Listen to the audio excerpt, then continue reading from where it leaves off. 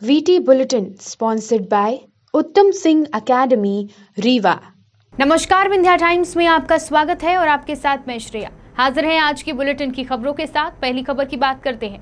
आज माखनलाल चतुर्वेदी राष्ट्रीय पत्रकारिता एवं संचार विश्वविद्यालय के कुलपति प्रोफेसर KG सुरेश अत्याधुनिक सुविधाओं से बने रीवा के नवनिर्मित परिसर का निरीक्षण करने पहुंचे। इस दौरान अधिकारियों को कुलपति प्रोफेसर KG सुरेश ने जरूरी दिशा निर्देश दिए। निरीक्षण के बाद कुलपति द्वारा पत्रकार वार्ता का आयोजन किया गया, जिसमें उन्होंने कॉलेज का लोकार्पण जनवरी-फरवरी माह में होना बताया। उनका कहना है कि लोकार्पण कार्यक्रम परिसर के सभागार में ही हो, इसलिए अलग से कोई व्यवस्था ना करनी पड़े। इसलिए जब परिसर पूरी तरह बनकर तैयार नहीं हो जाता, लोकार्पण नहीं किया जा रहा है। संभावित जनवरी-फरवरी में कॉलेज का लोकार्पण कर दिया जाएगा, जब कॉलेज पूरी तरीके से बनकर तैयार हो जाएगा। इसके अलावा कॉलेज के विद्यार्थियों को स्टूडियो सहित तमाम सुविधाएं दी जाएंगी, जो उनको कुशल पत्रकार बनने में मदद करेंगी।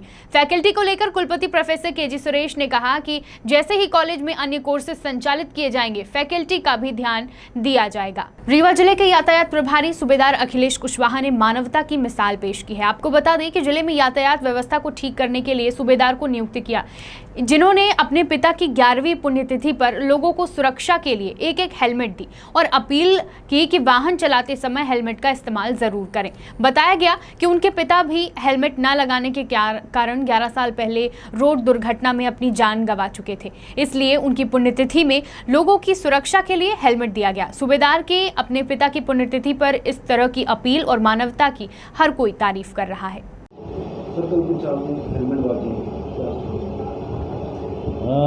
सड़क दुर्घटनाओं को देखते हुए हमारा विचार था कि लोगों को हेलमेट लगाना चाहिए। इसके लिए हम लगातार लोगों को जागरूक भी कर रहे हैं। कल हमारे पिताजी की 11वीं पुण्यतिथि थी। चूँकि उनका एक्सीडेंट से डेथ हुई थी, रोड एक्सीडेंट में, उनने हेलमेट नहीं लगाया था, जिसका हमें आज तक पछतावा है। काश उस दिन वो हेलमेट लगा के जाते। तो पुण्यतिथि के अवसर पर हमने कोशिश की है कि कुछ ऐसे जो लोग हेलमेट नहीं खरीद सकते, उनको हाईवे में जाकर हेलमेट प्रदाय किए गए हैं। आगे भी उनको हिदायत दी गई, लगा कर रखें, हमेशा दुर्घटनाओं से बचें। आगे भी हमारा प्रयास रहेगा कि इसी तरह हम लोगों को हेलमेट दें, जागरूक करें और दुर्घटनाओं से बचाएं। रीवा में लौर थाने के सीतापुर गांव से एक घटना सामने आ रही है, जहां जंगल का भ्रमण कर रहे वन कर्मियों पर अवैध काम करने वाले माफियों ने हमला कर दिया। हमले में 2 लोग घायल हुए हैं। घटना के बाद आरोपी धमकाते हुए मौके से फरार हो गए। किसी तरह पीड़ित कर्मचारी जंगल से बाहर निकल पाए। उनको इलाज के लिए सामुदायिक स्वास्थ्य केंद्र लाया गया है, जहाँ उनका इलाज चल रहा है। पुलिस द्वारा बताया गया कि आरोपियों की पहचान हो गई है, जिस पर उचित कार्रवाई की जा रही है। हाँ, एक वन कर्मी है, इसका नाम है आकाश शर्मा है। ये अपने सीतापुर बीट लगती है इसकी। उस बीट में पहले से भी आता जाता था, कुछ लोगों को रोक टोक करता था। ये लोग वहाँ पर अवैध रूप से कुछ माइनिंग करते हैं। कल ये शाम को जब सीतापुर ग्राम गया है, उसी समय कुछ लोग इसको मिले हैं। 4 लोग थे वो, जिसमें से एक का ये नाम जानता है। इसी बात पर से कि पुराना यहाँ रोक टोक करता रहता है, हमको मना करता है। उसके साथ विवाद किया और उसके साथ मारपीट की। उसके साथ मारपीट के बाद वो थाने गया। उसकी रिपोर्ट पर से पुलिस के द्वारा प्रकरण पंजीबद्ध कर लिया गया, जिसमें धारा 353, 294, 506, 341 अन्य धाराओं में कायमी की गई है। और कायमी करके आरोपियों की तलाश करने पुलिस गई थी। आरोपी अभी पुलिस को मिले नहीं है। आरोपियों की तलाश जारी है, विवेचना जारी है। रीवा जिले में मानस मंडल ने टीकाकरण के लिए लोगों को प्रोत्साहन दिया और बताया कि मानस भवन में विगत 2 जून से टीकाकरण अभियान चलाया गया है, जिसका लोगों ने भरपूर सहयोग किया और आज मानस भवन में टीकाकरण लगाने वाले लोगों को हनुमान चालीसा की किताब भेंट की गई। वहीं बताया गया कि अभी तक 11,000 लोग टीकाकरण अभियान में शामिल हो चुके हैं। अभी भी मानस भवन में टीकाकरण अभियान चालू है। रीवा जिले में आगामी त्योहार ईद उल अजहा की तैयारियों को लेकर रीवा कलेक्टर डॉक्टर इलैया राजाटी ने उनकी अध्यक्षता में व्यवस्थाओं को लेकर कलेक्ट्रेट कार्यालय में बैठक बुलाई गई और मुस्लिम समाज के धर्मगुरुओं के साथ अन्य संबंधित अधिकारीगण उपस्थित रहे, जिसमें आने वाले त्योहार को लेकर रणनीति बनाई गई। कोरोना संक्रमण को रोकने के लिए रूल नंबर 6 के तहत मस्जिदों में सिर्फ 6 लोगों के साथ ही नमाज अदा की जाएगी। इसके साथ ही साथ सफाई व्यवस्था और रोशनी को लेकर जरूरी दिशा निर्देश दिए गए। त्योहारों को लेकर बैठक ली गई थी समाज सेवियों के साथ, मुस्लिम धर्मगुरुओं के साथ। आज जैसे बकरीद है, अगले ना बुधवार को है 21 तारीख को, उसके लेकर है ना व्यवस्था के लेकर आज है ना बैठक हुई है। सभी को विदित है कोविड का लेकर है ना 144 है ना अभी भी ना धारा लागू है। सामाजिक राजनीतिक और है ना धार्मिक है ना सभी प्रोग्राम्स में अभी भी ना प्रतिबंध लगा हुआ है। रूल ऑफ 6 भी लागू है कि ऐसे कोई भी कार्यक्रम करना है तो मतलब 6 लोग है ना मैक्सिमम है ना वहाँ हो सकता है। आज है ना उनकी मुस्लिम समाज के ना सभी पदाधिकारियों के साथ एक बैठक हुई है, उसको व्यवस्था के लेकर नगर निगम का, इलेक्ट्रिसिटी डिपार्टमेंट का, साफ़ सफाई और पानी की सप्लाई के लेकर है ना सारे अधिकारियों को निर्देश दिया है। और उसके साथ साथ है ना कोविड के बारे में भी आज है ना चर्चा हुई है कि समाज का है ना पदाधिकारीगण सभी लोग भी सहमत है कि 3rd वेव को ध्यान में रखते हुए कोविड को प्रोटोकॉल को है ना ध्यान में रखते हुए एट अ टाइम है ना 6 ही लोग है ना मतलब है ना मस्जिद में आके नमाज है ना पढ़ा पाएंगे। एंड उसके बाद भी कब्रिस्तान वगैरह भी जाता है, वो भी सोशल डिस्टेंसिंग को पालन करते हुए मतलब छोटी सी ग्रुप्स में ही जाके ना उनको है ना करना है। एक मास ऑर्गेनाइज्ड है ना कोई भी कार्यक्रम आयोजित है ना नहीं करना है।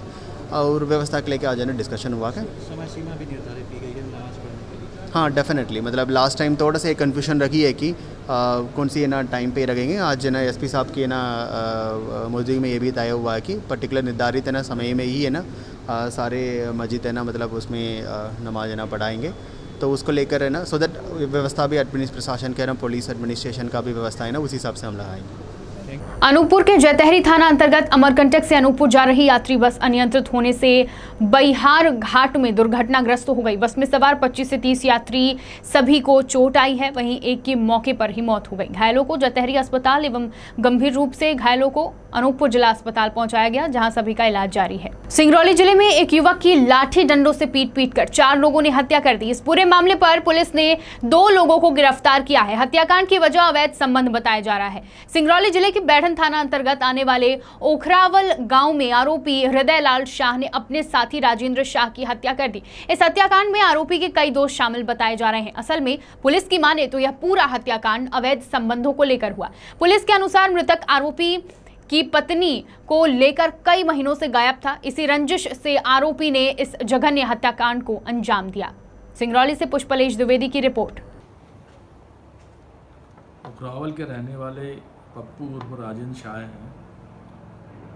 इनका ओखरावल के ही हृदयलाल शाह से आपसी विवाद है और इसी विवाद को लेकर के इनने मखरोहर के पास में इनका झगड़ा हुआ कल रात में और हृदयलाल अपने कुछ साथियों के साथ में इनके ऊपर हमला किया और मारपीट की लाठी डंडे राड से।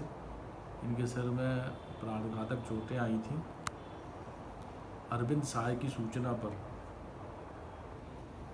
थाना वर्णन चौकी शासन में इसमें 307 का अपराध पंजीबद्ध किया गया था और जो घायल है वो पप्पू हॉस्पिटल में था।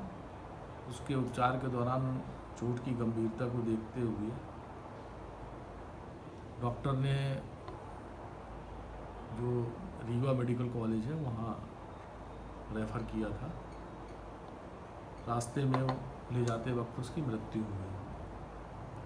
थाना वेड़न ने संबंधित जो आरोपी हैं उनको अपने अभिरक्षा में ले लिया है, उनसे पूछताछ कर रही है पुलिस।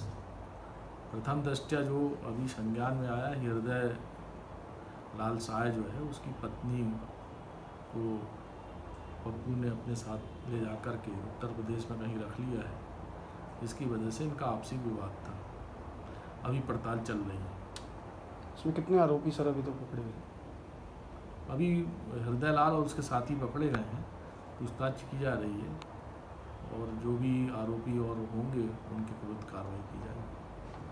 सीधी पुलिस द्वारा आज सीधी स्थित मानस भवन में चिटफंड कंपनियों द्वारा लूटे गए धन को वापस लौटाने का कार्यक्रम आयोजित किया गया, जिसमें 114 हितग्राहियों को चिटफंड कंपनियां द्वारा लूटी गई राशि वापस की गई। आपको बता दें कि इस कार्यक्रम में मध्य प्रदेश सरकार में मंत्री मीना सिंह, राज्यसभा सांसद अजय प्रताप सिंह, चुरहट विधायक शारदेंदु तिवारी, सीधी विधायक केदारनाथ शुक्ला उपस्थित रहे। करोड़ों के इस चिटफंड मामले को सुलझाने में सीधी पुलिस अधीक्षक पंकज कुमावत, अतिरिक्त पुलिस अधीक्षक अंजुलता पटेल की महती भूमिका रही। मध्य प्रदेश शासन की मंत्री मंत्री मीना सिंह आज सीधी के दौरे पर हैं और कुछ ही समय पूर्व उन्हें सीधी क्षेत्र का प्रभारी बनाया गया। इसी बाबत मीना सिंह ने अपनी अभिभाषण के दौरान सीधी कलेक्टर रविंद्र चौधरी को भरे मंच से आदेश दिया कि जल्द से जल्द गरीबों की भूमि पर किए गए कब्जों को हटाया जाए और गरीबों को उनका मालिकाना हक दिलाया जाए। इसी क्रम में मीना सिंह ने बुजुर्गों के पेंशन संबंधी समस्याओं को भी जल्द से जल्द सुलझाने के लिए कलेक्टर को निर्देशित किया।